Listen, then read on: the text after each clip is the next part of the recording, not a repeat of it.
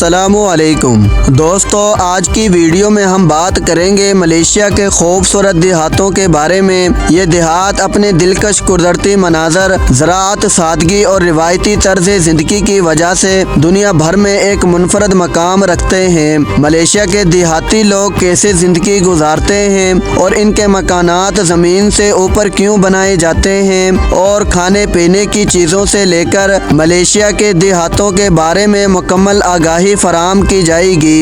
ये वीडियो बहुत ख़ास होने वाली है, तो आखिर तक ज़रूर देखिएगा। तो चलें दोस्तों, शुरू करते हैं अपनी आज की वीडियो।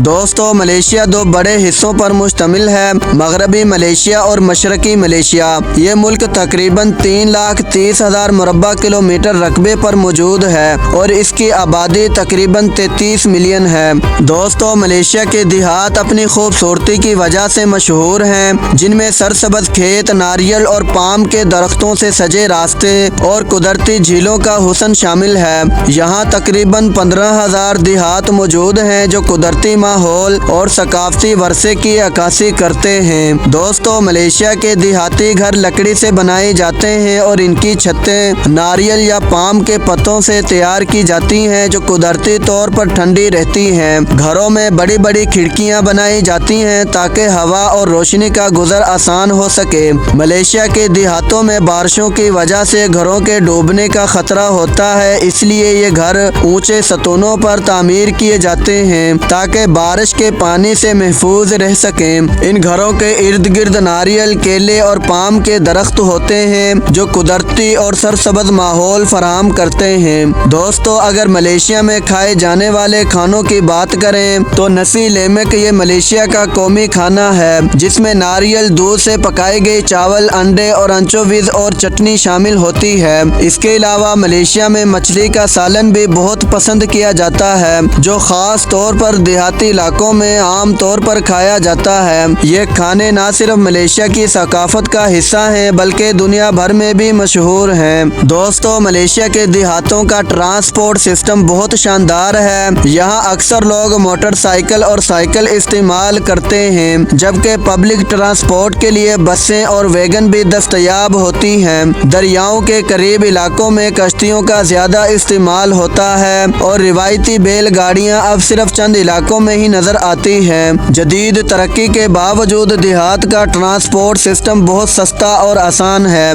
दोस्तों, मलेशिया के इन तमाम देहाती इलाकों में ज़्यादातर लोगों का पेशा आपको ज़्यादातर फार्मिंग, खेती बाड़ी और माल मवेशियों से ही मुंसलिक नज़र आएगा और यहाँ पर आपको तमाम छोटे बड़े लोगों में ज़्यादातर लोग खेतों वगैरह में ही काम करते हुए नज़र आएंगे। दोस्तों, मलेशिया के देहाती इलाकों में पाले जाने वाले जानवरों की बात करें तो इनमें गाय, भैंस, बकरियां, भेड़ें, मुर्गियां और मछलियां शामिल होती हैं। गाय और भैंस दूध के लिए, जबकि बकरियां और भेड़ें गोश्त के लिए पाली जाती हैं और मुर्गियों को अंडे और गोश्त के लिए फार्मिंग किया जाता है और इनको पालने के लिए जदीद टेक्नोलॉजी और रिवायती तरीकों का भरपूर इस्तेमाल किया जाता है। दोस्तों, मलेशिया में बसने वाले लोगों की ज़िंदगी का दारोमदार ज़राअत पर है। यहाँ के देहातों में सबसे ज़्यादा नारियल, केले, पाम ऑयल और चावलों की काश्तकारी होती है, जिसमें नारियल का इस्तेमाल मुख्तलिफ खानों, तेल बनाने और बहुत सारी चीज़ों में किया जाता है, जबकि केला पकौड़े, केक और फ्रूट के तौर पर इस्तेमाल होता है। दोस्तों, चावल मलेशिया की सबसे अहम फसलों में शामिल है और देहाती इलाकों में इसकी काश्त बहुत ज़्यादा की जाती है। चावल की फसल की कटाई मशीनों के ज़रिए की जाती है और चावल मलेशिया के मकामी खानों में एक अहम किरदार अदा करता है। इसे लोग मुख्तलिफ तरीक़ों से पकाते हैं, जैसा कि सफ़ेद चावल, नारियल चावल और खजूरी।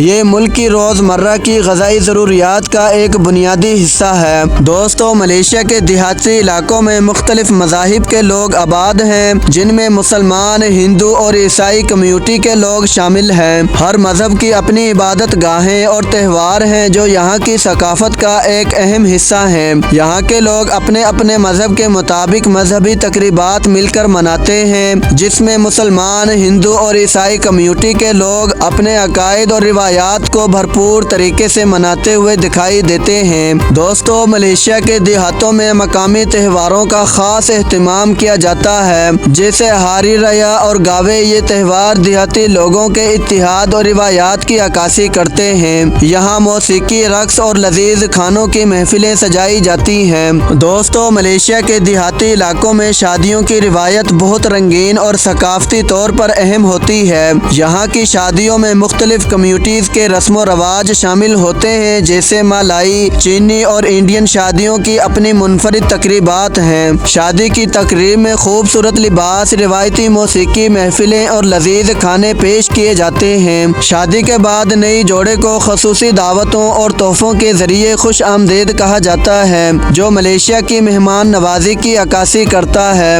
دوستو، ملیشیا کے ان دیہی علاقوں میں دستکاری کا ایک منفرد انداز پایا جاتا ہے۔ یہاں کے لوگ مٹی کے برتن، لکڑی کی میز، کرسیاں، باتک کپڑا اور چمڑے کی مصنوعات تیار کرتے ہیں۔ مٹی کے برتن مقامی طور پر استعمال ہوتے ہیں، جبکہ لکڑی اور باتک کپڑے کی مصنوعات ملیشیا کی ثقافت کا ایک اہم حصہ ہیں۔ چمڑے کی مصنوعات جیسے بیگ اور جوتے اعلیٰ معیار اور منفرد ڈیزائن کی وجہ سے دنیا بھر میں مقبول ہیں۔ دوستو، ملیشیا کے دیہاتوں میں تعلیم کا نظام بہت شاندار ہے۔ یہاں زیادہ تر دیہاتوں میں پرائمری اسکول موجود ہیں، جہاں بچوں کو بنیادی تعلیم فراہم کی جاتی ہے۔ ہائی اسکول اور کالج کے لیے دیہاتی طلباء کو قریبی شہروں کا رخ کرنا پڑتا ہے۔ ملیشیا کی حکومت دیہاتوں میں اسکولوں کی تعداد بڑھانے اور تعلیمی سہولیات کو بہتر بنانے پر کام کر رہی ہے۔ دوستو، اگرچہ کئی مشکلات کا سامنا ہے، لیکن اس کے باوجود مقامی استاد دیہات کے بچوں کو معیاری تعلیم دینے کی بھرپور کوشش کرتے ہیں۔ دوستو، ملیشیا کے دیہاتی بازار اپنی مقامی چیزوں، تازہ پھلوں، سبزیوں اور دستکاری کے لیے مشہور ہیں۔ یہاں کے دیہاتی لوگ اپنی ضروریات کے مطابق چیزیں خریدتے اور بیچتے ہیں۔ دوستو، ملیشیا کے دیہی علاقے اپنی قدرتی خوبصورتی، سادہ طرز زندگی اور منفرد ثقافت کے لیے ایک خاص پہچان رکھتے ہیں۔ یہاں کے لوگ نہایت مہمان نواز اور محنتی ہیں، اور ان کی زندگی قدرت کے قریب رہنے کی بہترین مثال ہے۔ تو دوستو، یہ تھی ہماری آج کی ویڈیو ملیشیا کے دیہاتوں کے بارے میں۔ میں امید کرتا ہوں آپ کو یہ ویڈیو پسند آئی ہوگی۔ ویڈیو کو لائک کریں، چینل کو سبسکرائب کریں اور کمنٹ باکس میں اپنی رائے کا اظہار کریں۔ ملتے ہیں اگلی ویڈیو میں، تب تک کے لیے اللہ حافظ۔